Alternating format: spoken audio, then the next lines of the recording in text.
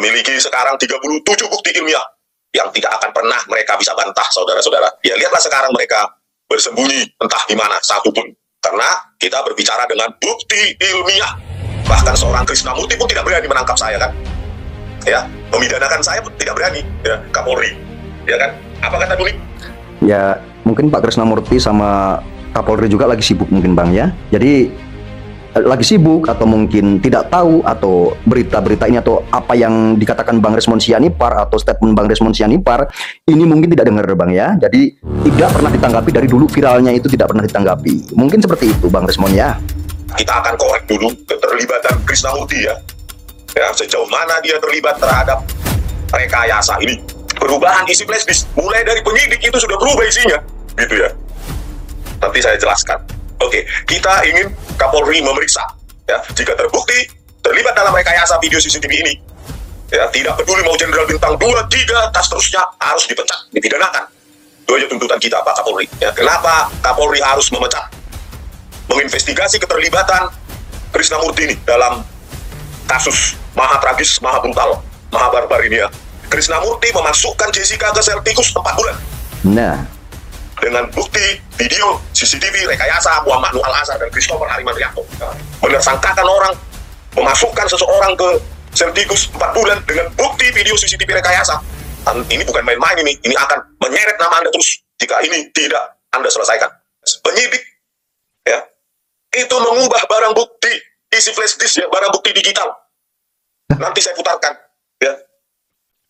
Menurut Christopher penipu, ya, Christopher Muhammad Nur Al-Azhar, Christopher Harimantrianto, itu dia diberikan flash disk abu-abu ya, barang bukti. Itu isinya 13 file.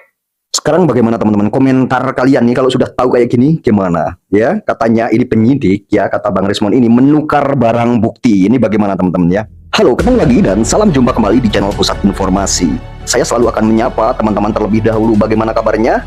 Yang berada di luar negeri, yang berada di tanah Nusantara, yang berada di negeri kelahiran, kalian semuanya mudah-mudahan kalian dalam lindungan Tuhan Yang Maha Esa dan selalu tambah cerdas dengan adanya ya sebuah rekayasa-rekayasa atau sebuah kasus-kasus yang kira-kira teman-teman ketahui, kira-kira teman tahu bahwa di negeri ini juga masih ada ternyata ya kasus-kasus atau peradilan-peradilan yang direkayasa ya teman-teman ya.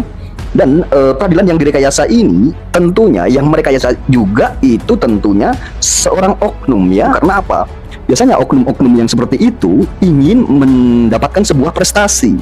Jika sudah mendapatkan sebuah prestasi, nanti akan mendapatkan sebuah jabatan. Nah, teman-teman, jikalau saya membahas tentang ketidakadilan atau tentang yang menyuarakan tentang kebenaran untuk seseorang, jadi saya tetap akan membahas kasus Jessica Kumala Wongso ya teman-teman. Kenapa kita harus bahas?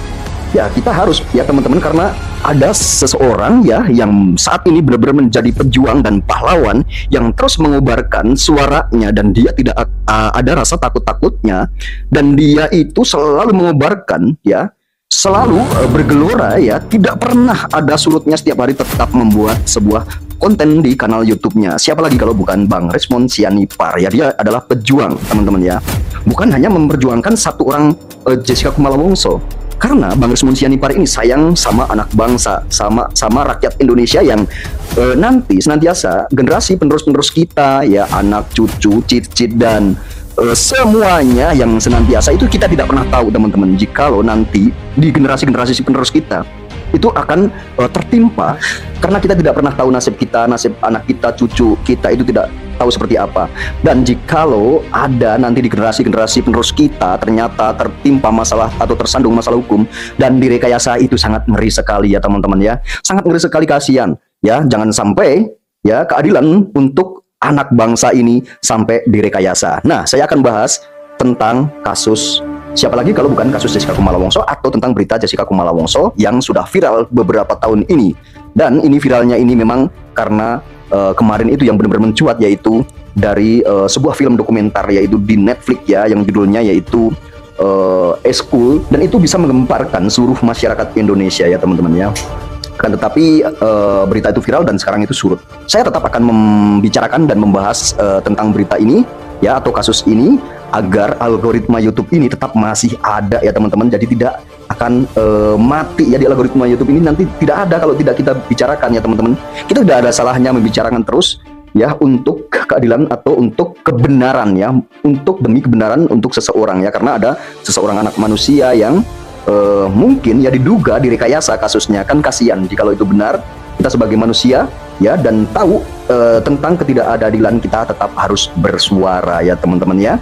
Jadi ini saya sangat salut sekali dengan Bang Rismon Sianipar ini tetap menyuarakan dan tetap dia berapi-api, bahkan dia itu Krisnamurti disebut ya, Kapolri disebut ya, dia tidak berani menangkap karena Bang Rismon punya bukti yang ilmiah, makanya tidak berani. Nanti saya putarkan ya, saya putarkan videonya ya teman-teman. Bang Rismon Sianipar ini sangat berapi-api ya, dia tetap membela Jessica Kumala Wongso, dan saya yakin di kasus Jessica Kumala Wongso ini ada seseorang pahlawan, dia pahlawan yang sangat luar biasa juga, yang mendampingi Jessica Kumala Wongso dari awal persidangan sampai ya detik ini juga tetap masih setia mendampingi. Siapa lagi kalau bukan Bapak Otto Hasibuan ya, Prof. Otto Hasibuan ya, tetap mengupayakan untuk membebaskan atau untuk keadilan Jessica Kumala Wongso. Salah satunya nantinya mungkin dengan mengajukan sebuah PK atau peninjauan kembali ya teman-teman ya. Itu akan, tetapi Bang Otto Hasibuan ini saat ini lagi sibuk-sibuknya mengurus negara ya, urusan negara lah ya. Lagi menghadapi yaitu jadi tim hukum ya, tim hukum di sengketa pemilu ya teman-teman ya, di gugatan sengketa pemilu Pilpres ya, Pilpres 2024 ini ya teman-teman ya. Dan mungkin dia juga sudah punya strategi teman-teman ya, strategi yang sangat terbaik dan dia sudah dipikirkan matang-matang. Dia juga tidak terburu-buru saat ini untuk mengajukan PK. Tidak, saya yakin Bang Otto ini adalah orang yang sangat luar biasa cerdasnya. Dia tetap mengupayakan untuk kebebasan Jessica Kumala Wongso itu, atau untuk keadilan Jessica Kumala Wongso ini nanti bagaimana, dan dia tetap berusaha membuktikan bahwa Jessica Kumala Wongso ini tidak bersalah. Itu kan gitu. Itu Bang Otto Hasibuan seperti itu. Kalau saya sih tidak tahu ya Jessica Kumala Wongso bersalah atau tidak. Saya hanya menyupport atau menyemangati para pejuang-pejuang ya, kayak Bang Otto Hasibuan beserta kliennya ya, beserta advokat-advokat lainnya, pengacara-pengacara lainnya, dan saya menyemangati semangatnya dan keberaniannya Bang Rismon Sianipar yang tetap terus berjuang buat anak bangsa yang kira-kira terjolimi atau kira-kira terkriminalisasi ya. Jadi Bang Rismon Sianipar ini sudah mempunyai barang bukti yang sangat luar biasa banyaknya, ini banyak banget, 37 teman-teman ya sekarang ini ya, 37 ya, dan dia itu sangat berapi-api terus tetap menyuarakan, tidak akan ada berhentinya tiap hari. Walaupun penontonnya memang benar-benar surut ya, di saya juga sama ya. Tapi saya tidak peduli tentang itu, saya tetap akan menyuarakan agar tetap ada ya, berita-berita ini tetap ada, dan saya akan memutarkan atau saya akan biar teman-teman tahu ya bagaimana sih sekarang ini semangatnya Bang Rismon Sianipar itu udah sampai mana. Ini sangat bergelora sekali teman-teman ya, kita dengarkan bareng-bareng. Dari luar negeri juga rekan-rekan satu perjuangan, kita tetap konsisten ya, karena konsistensi itulah yang akan menghasilkan hasil ya, kerja keras yang dengan konsistensi ya, kita akan tetap terus untuk berjuang teroboskan ya, dengan menyuarakan ini ya, jangan dianggap ini sia-sia ya, karena kalau kita terus suarakan maka kita tetap memiliki hak untuk bersuara ya, dijamin undang-undang. Apalagi kita memiliki sekarang 37 bukti ilmiah yang tidak akan pernah mereka bisa bantah saudara-saudara. Kenapa? Ya lihatlah sekarang mereka bersembunyi entah di mana satupun, karena kita berbicara dengan bukti ilmiah. Bahkan seorang Krisnamurti pun tidak berani menangkap saya kan ya, memidanakan saya pun tidak berani ya, Kapolri ya kan. Apa kata Duli? Ya mungkin Pak Krisnamurti sama Kapolri juga lagi sibuk mungkin Bang ya, jadi lagi sibuk atau mungkin tidak tahu, atau berita-berita ini atau apa yang dikatakan Bang Rismon Sianipar atau statement Bang Rismon Sianipar ini mungkin tidak dengar Bang ya, jadi tidak pernah ditanggapi dari dulu, viralnya itu tidak pernah ditanggapi. Mungkin seperti itu Bang Rismon ya. Ya, kalau bukti ilmiah saja bisa ditangkap, ya orang yang membongkar ini dengan bukti ilmiah bisa ditangkap, maka kita bukan lagi negara demokrasi, tetapi negara antah berantah ya, nowhere country. Oke pemirsa, ya kita akan korek dulu keterlibatan Krisnamurti ya, sejauh mana dia terlibat terhadap rekayasa ini, ya, rekayasa barang bukti digital. Ya, video CCTV saya menemukan. Nah ini kita sampai mana sih, jauh mana sih keterlibatan Krisnamurti ini, kita dengarkan ya teman-teman ya. Dua bukti lagi terjadinya rekayasa ya, terjadinya perubahan isi flash disk, mulai dari penyidik itu sudah berubah isinya gitu ya. Nanti saya jelaskan. Oke, kita ingin Kapolri memeriksa ya, jika terbukti terlibat dalam rekayasa video CCTV ini ya, tidak peduli mau jenderal bintang 2, 3, tas terusnya harus dipecat, dipidanakan. Itu aja tuntutan kita Pak Kapolri ya. Ada 6 alasan yang saya temukan sejauh ini ya, kenapa Kapolri harus memecat, menginvestigasi keterlibatan Krisnamurti ini dalam kasus maha tragis, maha brutal, maha barbar ini ya, digital tampering evidence ya. Mereka Ya iya bang, walaupun dia seorang jenderal, walaupun dia siapapun juga, kalau memang terlibat, kalau memang benar tahu ya bahwa itu barang direkayasa, barang bukti direkayasa, akan tetapi tetap dilanjutkan dan dipaksakan, ya tetap harus diusut dan tetap harus dipidana. Misalkan benar itu juga sudah melanggar hukum, ya.